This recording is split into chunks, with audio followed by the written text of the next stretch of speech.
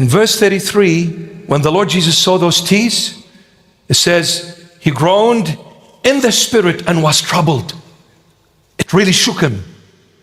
It really hurt him badly. He says, I gotta do something about this. And in verse 34, the Lord Jesus says, where have you laid him? In verse 35, it says 2 words only. Jesus wept, cried. Broke him.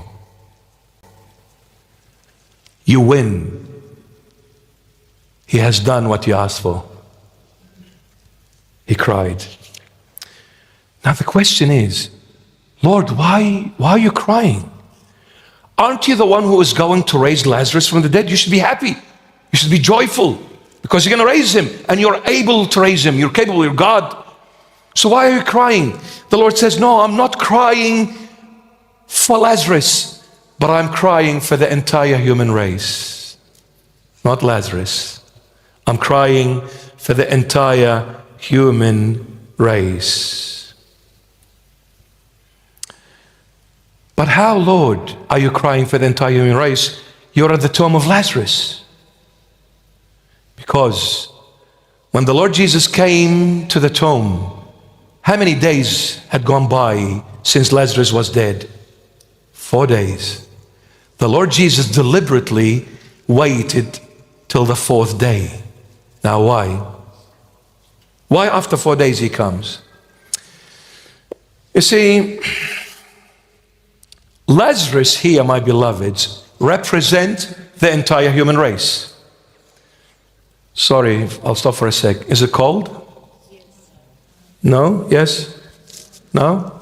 Okay, I'll continue. But if you think it's cold, just put your hand up and I'll just ignore it. So now, why did the Lord Jesus come after 4 days? See, when we read in the scriptures, when we study the scriptures, we will find that from Adam to Abraham, it was a 2,000-year period. And from Abraham to the Lord Jesus, another 2,000 years. In other words, from Adam to the coming of Christ, the Messiah, 4,000 years had gone by.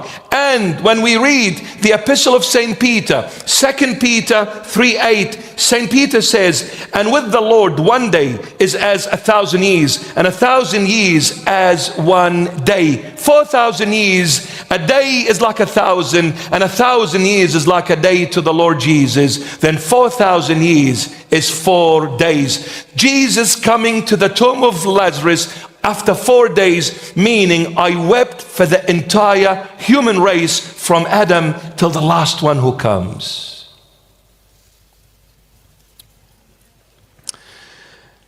And the word of Martha, which she said to the Lord Jesus in verse 39, Lord, by this time there is a stench, for he has been dead 4 days. She said it not for her brother, but for the entire human race, because my beloved, everyone sinned, and through sin death entered, and death got us into the grave, and we rotted in the grave. The Lord Jesus wept for the death which entered through sin and brought stench to the human being and destroyed the image of God in which man was created. Christ cried for that image which God had created you with.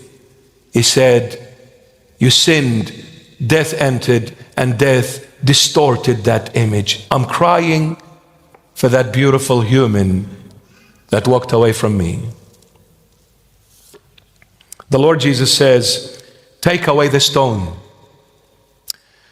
A very strange request from the Lord Jesus. Take away the stone. But Lord, you said to us in Matthew 17:20, in Matthew 17:20, you said to us the following, if you have faith, he's talking to us, if you have faith as a mustard seed, a very minute piece of seed, if you have faith as a mustard seed, you will say to this mountain, move from here and go over there, it shall happen. It will move. So now, Lord, you're asking us to move mountains with the faith of a mustard seed, and aren't you able to move a stone with a word? You're God. You're asking the human, if you have a mustard seed faith, you can move a mountain. But you're God and you're asking us to move the stone. Can't you move the stone, Lord? He says, of course I can, but I will not. You need to move the stone. My job is to raise the dead. My job is to make resurrection possible. But you need to move the stone. See, the Lord here is saying, resurrection will not happen until we remove the stone of our sin. That stone placed on the tomb of Lazarus represent our sin. A stone here is heavy, and sin weighs heavily on us when we live in a sinful way. It really puts a lot of load on us, and it gets us to a stage where we fall and we can't carry on anymore. So the Lord says, resurrection will not happen until you remove the stone of your sin, and what? And inhale the very stench of your sin and hate your wrongdoings. I will not raise you from the dead until you remove the stone of your sin and smell your own stinking smell of sin, and then begin to hating that sin that made you rot in the grave. Until that moment, I will not raise you. See, the prodigal son, Luke 15, he left his father's house, mansion. He lived like a king. He didn't want it. He wants to be free, Mr. Genius. So he goes to a far away, far off country, and he lives in a bad way. Then he realizes, one day he said, I've had enough smelling the stench of the pig's field. He started longing for the bread in his father's house. He said, I've had enough of this stinking life. See, I've been taking drugs for too long. I've been gambling for too long. I've been an alcoholic for too long. And by the way, once I was talking like that, they thought I was a drug addict. I'm just talking in general. I never took drugs. Please relax. But you live this kind of a life, and one day you woke up and said, enough is enough. Until when am I gonna live in this filth?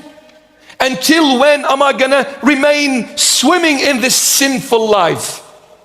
I hate myself. I hate sin. I hate the smell of sin, which is filth, stinking filth. Enough is enough. I'm gonna make a change once and for all. When you say that wholeheartedly, the Lord will raise you from the dead, will change you. But until you are honest, truthful to yourself, nothing will change. You can come and beat your chest and say, Lord, have mercy on me. Come on, Bishop, hurry up. I want to go to Monday Beach after this. You're not going to change, brother. You need to be honest. The day you hate sin is the day of your resurrection by the Lord Jesus.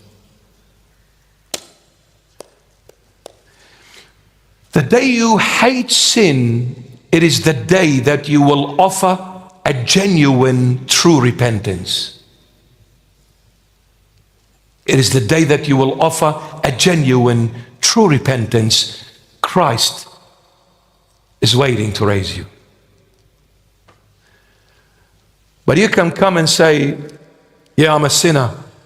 But you know what? Man, I still love going to Las Vegas. I still love going, to the pub. with me, mate. I still love, the white powder. I still love this. I crave for this, and I miss this. You haven't hated sin yet. You need to be honest for a change to happen. You need to be honest. The day you're honest, Christ has changed you. You don't need to go to him. He came where Lazarus was. He came. Nobody needs to tell the Lord. He is God. He knows you and everything more than you and more than everything. But the Lord is the truth. He loves somebody speaking the truth. And what is the truth about humanity?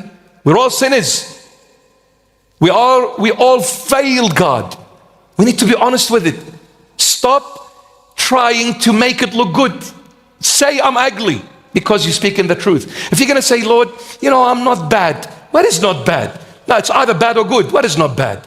You see, it doesn't make sense. What do you mean you're not bad? You're either bad or good.